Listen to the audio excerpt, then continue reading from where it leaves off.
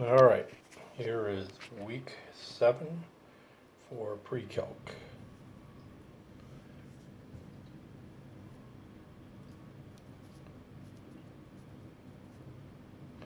All right, this was actually the week we would be reviewing for the IB exam. So there isn't a lot of homework, I guess. We're going to look at truth tables 2 days, look at the distance formula, and then actually get back into the book on Thursday and Friday with homework. All right, so let's get started.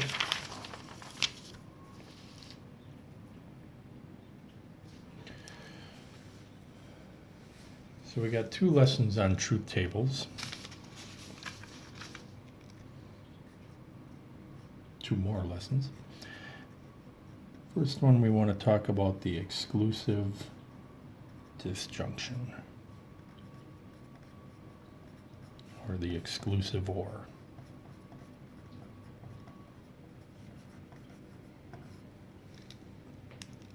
So last week we found some basic operations.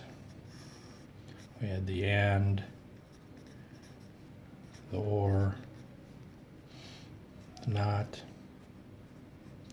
and the implies. Now we're going to add another one to that, and it's called the exclusive or. That's an or symbol with a line underneath it.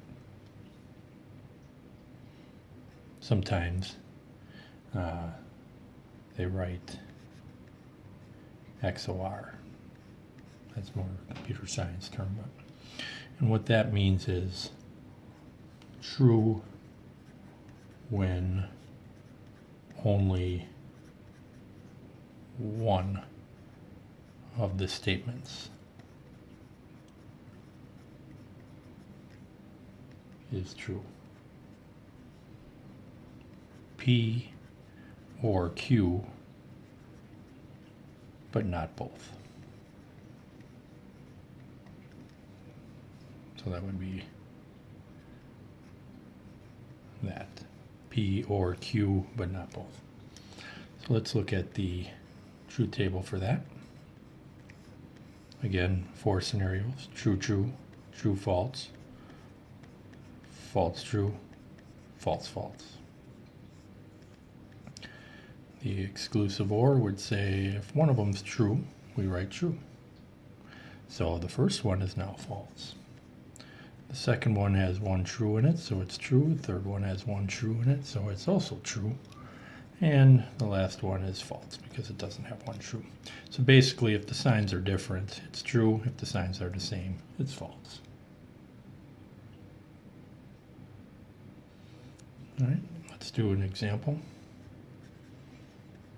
Make truth table.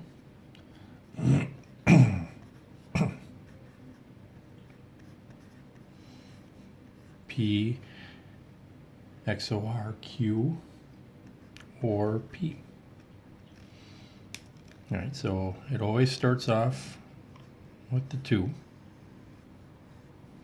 True, true, true, false, false, true, false, false. Those are the 4 scenarios if you have 2 statements. Now we look for the first thing we see. Here it is. P XOR Q. So again, if they are the same, it's false. If one of them is true, it's true. So we did that. Now we're going to do the whole thing. Remember, with truth tables, it's like a proof. You do it step by step until you get to the final thing. So first I do the front. Now I'm going to do the back. Technically, first I did the parentheses because order of operations, and then I do the whole thing. Or means if either one or both are true, you're going to write true. Now the 2 statements I'm looking at is P XOR Q, that's this statement, and P, this statement. If I see a T in either one or both, I will write true. So there's a T, there's a T, there's a T, and there's a false. So that's the truth table for that one. We have a definition, tautology,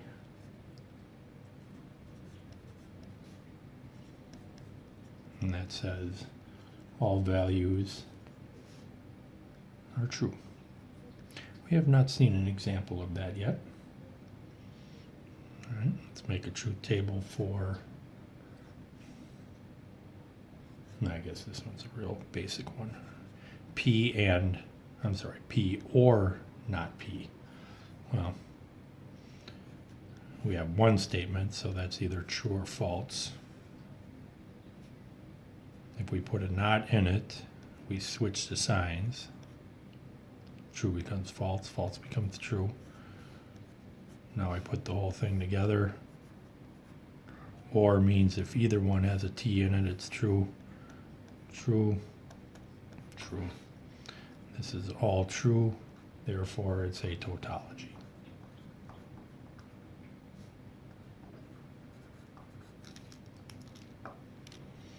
The opposite of that, or the inverse of that, is the logical contradiction. All values are false.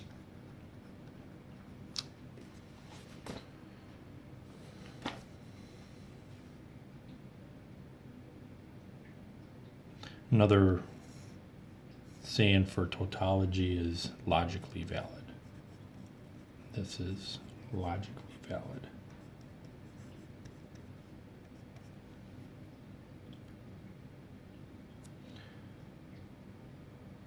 All right.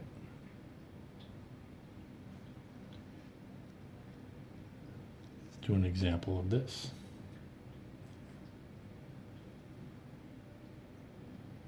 Where is that?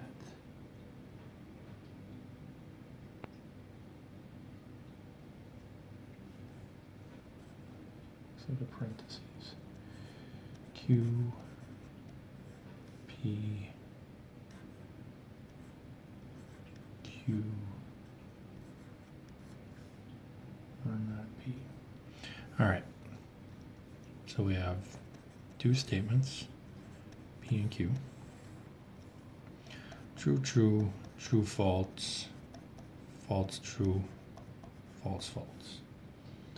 All right, first thing I see is a not Q. So we're going to flip the Q. All the Q's switch.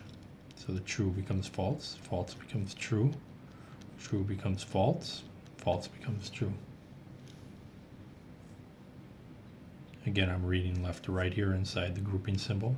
Now I'm going to do a truth table for this AND statement, not Q and P. So I'm looking at the not Q column, and I'm looking at the P column. AND means they both have to have a T, all right, so false. This one both has a T, but the other two do not. So now the front half is done. Now I'm going to look at the back half. Look for things that I already did a Q, all right? Haven't done a not P, so I'll do that. Not P means flip the P column. So these trues become falses. These falses become trues. Now I'm going to do that whole thing. And I'm going to look at the Q column first, and then the not P column. All right. Or means only one of them, or both, have to have a true to be a true. All right, so there is a T. No T here. T, and there's a T. So now I did the back. Now I'm going to do the whole thing. The first parenthesis and the second parenthesis. Now I'm going to look at the not Q and P column first, cross these out. I always like labeling so I know which column I'm looking at so I don't get confused. And then I'm going to look at the Q or not P column second. and means they both have to have true in order to be true. And in this case, you'll see they are all false. None of these have two t's. And if they're all false, it's a logical contradiction. Or it's invalid, logically invalid. Usually we just say it's a tautology. I'm sorry, not a tautology. What am I saying? It's the opposite of a tautology. It's a logical contradiction.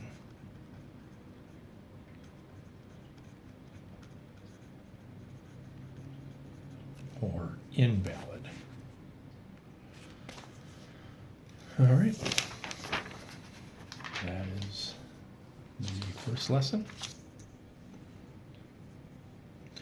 The second lesson, again, is on truth tables. We want to look at converse, inverse,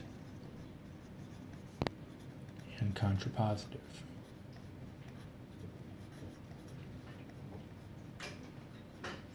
So we have three definitions. So these are used with imply statement. Okay. So the first, the implies is P implies Q, or if P, then Q. Converse means to flip those around. If Q, then P. So for example, P equals a triangle is isosceles. Q equals two angles of a triangle are congruent.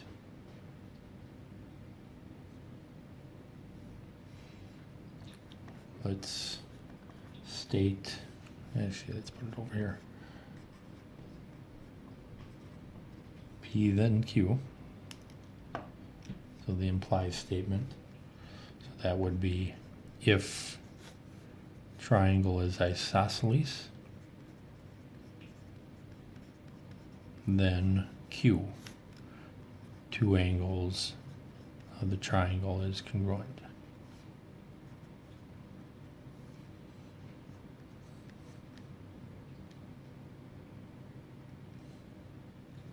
State the converse, which would be Q, then P.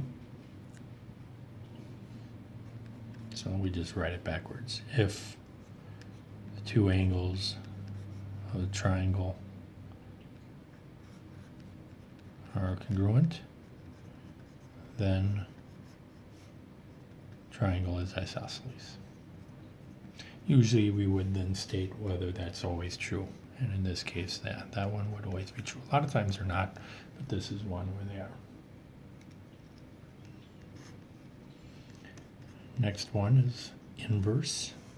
Inverse is to put knots on both the P and the Q. So we can take the same sentence, state in words the inverse. If triangle is not isosceles, then the two angles of the triangle are not congruent. So we're just putting knots on them. That statement is also true. And the converse and inverse are always going to be the same. Let me just write that down. Same as converse, the true false part. Therefore, converse and inverse of an implication. That's what this original statement is called, implication. So if you have to state the implication, it'd be if triangle is isosceles, then two angles of the triangle are congruent. All right, so back to this, the converse and inverse of the implication are logically equivalent.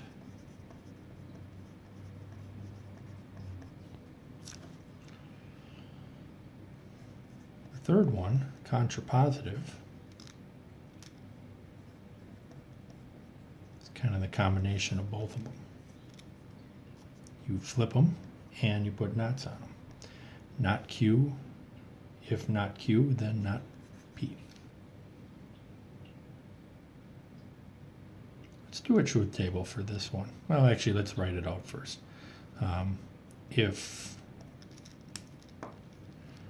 not, no, we flip them. Yeah, if maybe word it a little better here. If two angles of a triangle are not congruent, then triangle is not isosceles. So if two angles are not congruent, then it's not isosceles. That is always going to be true. Always going to be true. So that is a tautology, or logically valid. Let's do the truth table. We don't have to, but let's do the truth table for this one. All right. PQ, again, we have four statements. True, true, true, false, false, true, false, false. First thing I see is not Q. Flip the Q's. Then I see not P. Flip the P's.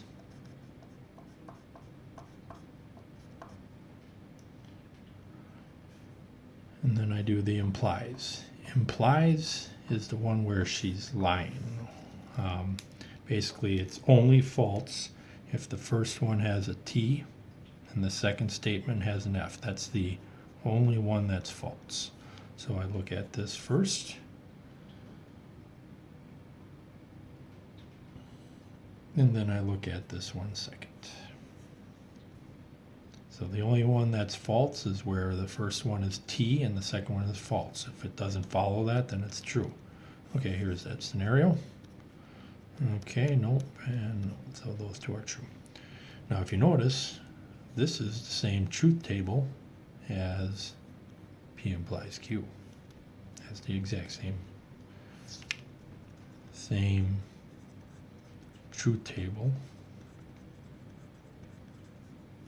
as P implies Q. All right, let's do another example.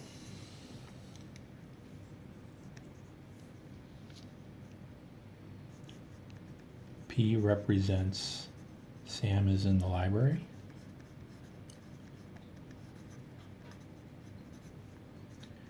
Q represents Sam is reading.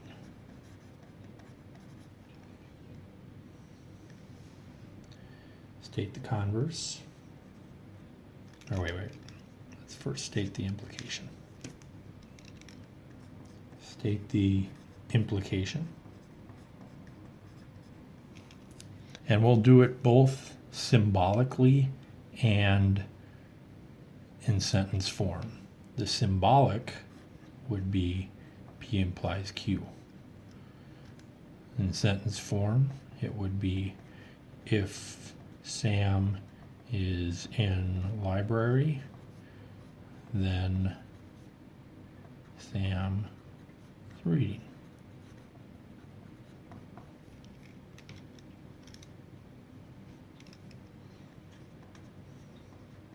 Converse, symbolically, that's flip the letters.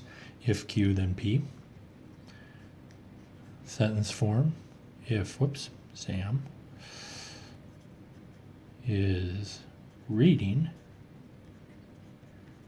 then Sam is in the library. Now on the IB test, you don't want to abbreviate all this, but that's fine. And then usually you state if it's always true. All right, so if Sam is reading, then Sam has to be in the library. That's not necessarily true. Sam can be anywhere. Inverse, we put nots on the original statement. If not P, then not Q. If Sam is not in the library, then Sam is not reading. Again, that would be false. The converse and inverse have to have the same answer. Sam could be reading somewhere else. And then the last one, the contrapositive. Symbolic form would be flip and switch. Not Q.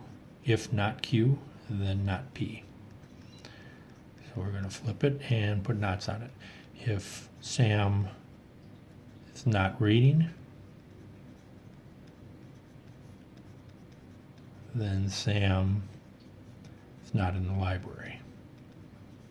Contrapositive is always true. So if Sam's in the library, Sam's reading. So if Sam's not reading, Sam's not in the library. That will always be true. All right, that's lesson number 2.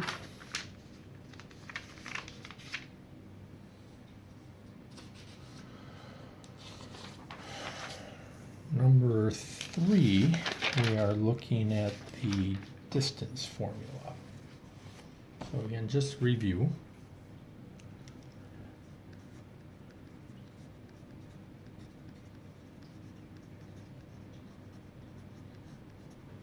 The distance formula, we take the difference of x squared plus the difference of y squared, all under a square root. So let's find the distance between 2 points, 2, -1, and 4, 0. So we're going to find the change in x, basically subtract the x's. Doesn't matter which way, and to be honest, you don't even have to go the same direction like you would for slope, because you're going to square it, which makes the number positive. So I'll go 4 minus 2. And now the change in y. Normally we go the same direction, but we could go the other way because, again, when we square it, it's just going to become positive anyways. But I'd go this way anyways for the y. 0 minus -1. So basically we have 2 squared, which is 4. Now I'll just write 2 squared. We have 1 squared. So we have 4 plus 1, which equals the square root of 5. The other way you can find the distance is to use the Pythagorean theorem. A squared plus b squared equals c squared. So let's take the same problem. 2, 1 would be right here. 4, 0 would be right there. And then you can just create a right triangle. I could do it this way, I could do it this way, it doesn't matter. I'll just draw it that way, but I could have drawn it that way also. Distance from 2 to 4 is 2. Distance from -1 to 0 is 1. And then we use the Pythagorean theorem.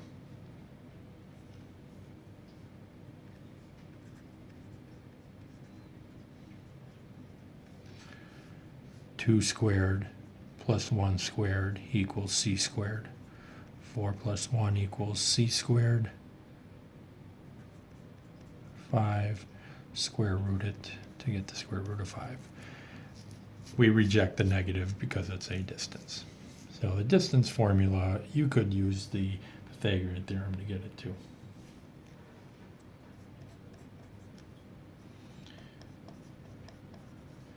is 8, 10, 12, a right triangle. Now, some of you might know families, so you know this answer immediately, like 3, 4, 5, a 5, 12, 13, and any multiples of those. So you could see, you could somehow do it that way without showing any work, but to be safe, you can use the Pythagorean theorem.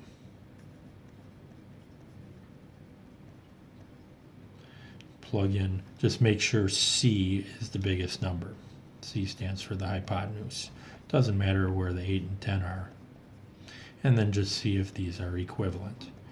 64, 100, and 144. These are not equivalent, therefore it is not a right triangle.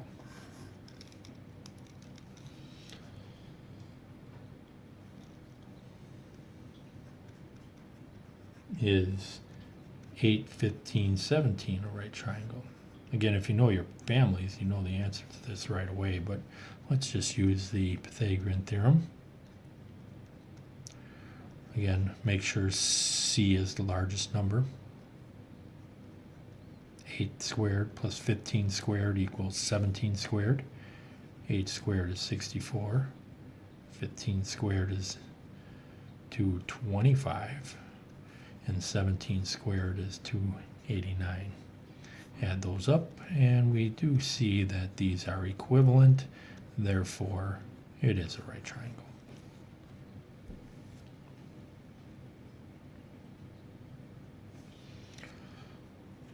And let's finish with an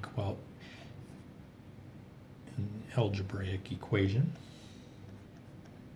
This one's a little tricky. All right, so in this problem, we need to get rid of this square root. So we're going to square both sides. So we have x squared. That cancels out 12 plus x. Since we're squaring it, we do not need to put that in absolute value. When you square root a square, like up here, then we put a plus minus on it. But when you do the opposite, squaring it does make it positive. We have a trinomial here, so usually we want to factor those. So we set it equal to 0. So we're just going to bring this stuff over. 0 equals x squared minus x minus 12.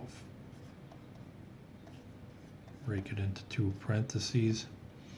Last sign is negative, which means they are opposite. 2 numbers that multiply give us 12, or negative 12, I should say. And added together give us negative 1, would be positive 3 and negative 4. So x equals negative 3 and x equals 4. Now whenever you get an answer, you should check to see if it makes sense.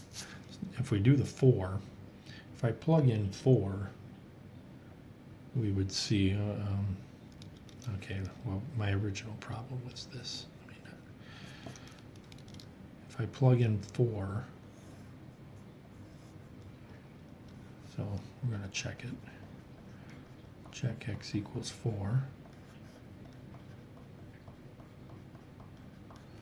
So we have the square root of 16 equals 4, so that checks out. But when we check negative 3, so we plug negative 3 in there, you can see that this is not going to work. Square root of 9 is not negative 3. No. So we cross out the negative 3.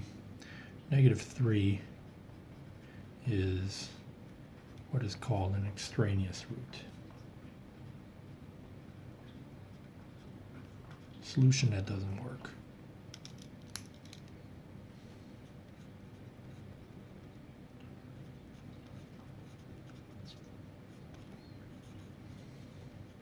We see these all the time. To be honest, we saw it earlier in this lesson. Up here, this is plus or minus square root 5, but we reject the negative, because you can't have a negative distance. That is also called an extraneous root there. And that's the distance formula.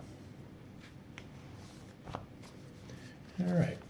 Then on Thursday, we are going to chapter 7. And this is a short chapter. This would be the final chapter of the year. And we would have a test with this. We're actually going to do 2 sections on this first day or whatever. Binomial expansion.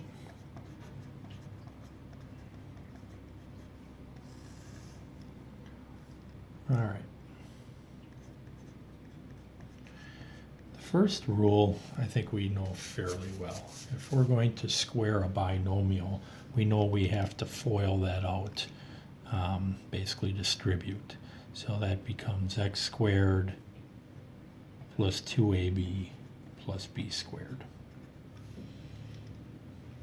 The one you might not be as familiar with, but maybe you know, is when you take the cube of a binomial. That would be a cubed plus 3a squared b plus 3ab squared plus b cubed. Some of you might remember that. You may have learned that last year. We may even have talked about it a little bit this year. So those are 2 that you may or may not know. So let's, do an example. Actually, I got 2 examples. Let's expand.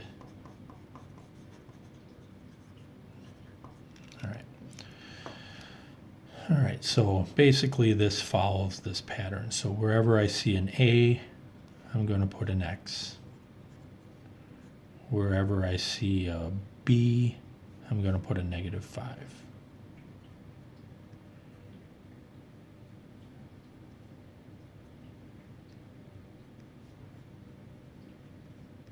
So I just changed my A's and B's to X's and -5s. And then we just clean this up a little bit. X cubed minus 15x, whoops, forgot my square, squared plus 25 times 3 is 75x minus 125. Reason why I caught my mistake, I know that these will always decrease in 1, and we'll talk about that I think in the next lesson, maybe this lesson. Actually, it is this lesson. All right, let's do one that's a little bit harder. 2x plus 3 cubed. So again, wherever I see an A,